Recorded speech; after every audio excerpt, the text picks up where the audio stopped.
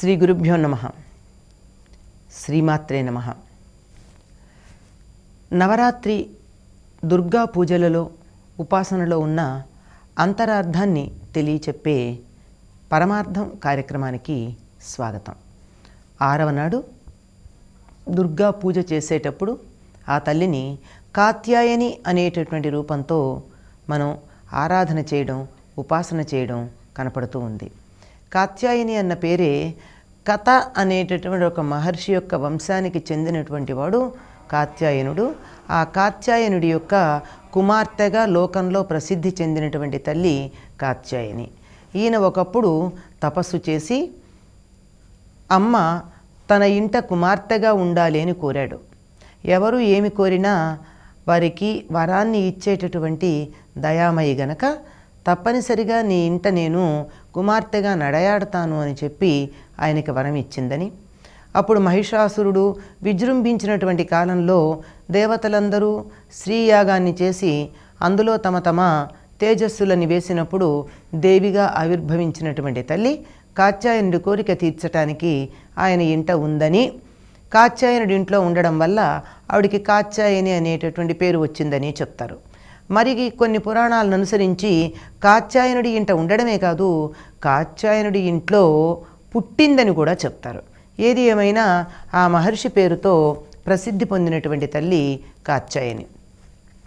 ఈవిడ సింహవాహనాన్ని అధిరోహించి శార్దూల వరవాహన అని కూడా చెప్పబడింది. కానీ మనకి ఆవిడ యొక్క రూపంలో వర్ణనలోనేమో స్తుతిలోనేమో శార్దూల వరవాహన అని కనిపించిన రూపం యొక్క చిత్రీకరణలో మాత్రం మనకి సింహమే కనపడుతూ ఉంటుంది.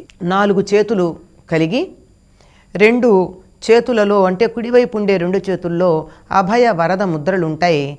ఎడమ పక్క ఉండేటటువంటి చేతిలో ఒక చేతిలో పద్మం, మరొక చేతిలో ఖడ్గం ఉండి భక్తులను ఎప్పుడూ అనుగ్రహించటానికి సిద్ధంగా ఉంటూ ఉంటుంది.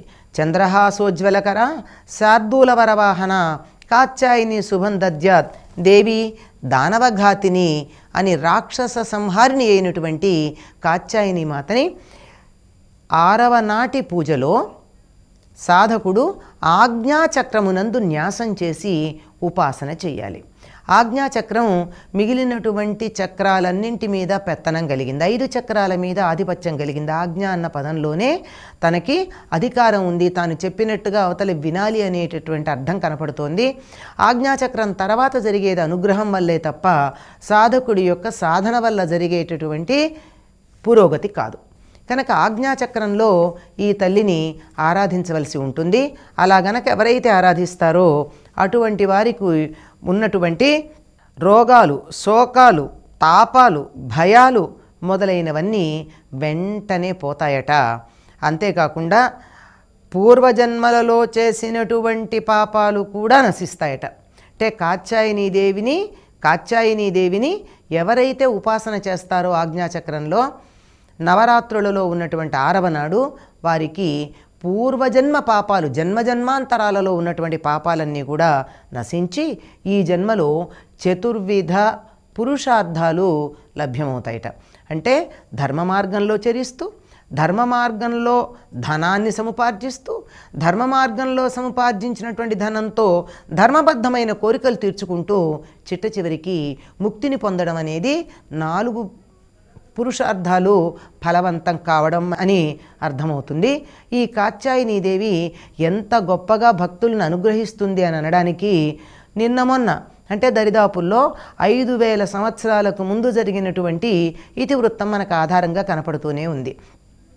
గోకులంలో శ్రీకృష్ణుడు అవతరించడానికన్నా ముందు అక్కడ తాను జన్మించి అతడి స్థానంలో తాను వచ్చి ఉండి కంసుణ్ణి అక్కడికక్కడ తన చేత ఉన్నటువంటి కరవాలంతో సంహరించి కృష్ణుడు క్షేమంగా ఉండడానికి సహకరించినటువంటి తల్లి.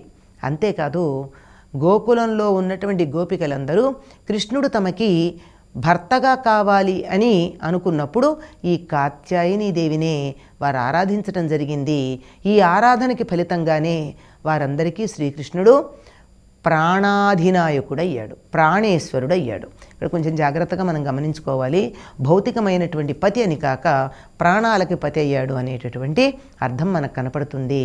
దుష్ట రాక్షస సంహారం చేయడానికి నిరంతరం సిద్ధంగా ఉండే 4 చేతులు కలిగినటువంటి, ఒక చేతిలో కత్తిని ధరించినటువంటి జగన్మాత యొక్క రూపాన్ని కాత్యాయిని అనేటటువంటి పేరుతో 6వ నాడు ఆజ్ఞాచక్రంలో సాధకుడు సాధన చేసినట్టయితే సమస్తమైన సిద్ధులు లభిస్తాయి అని చెప్తారు.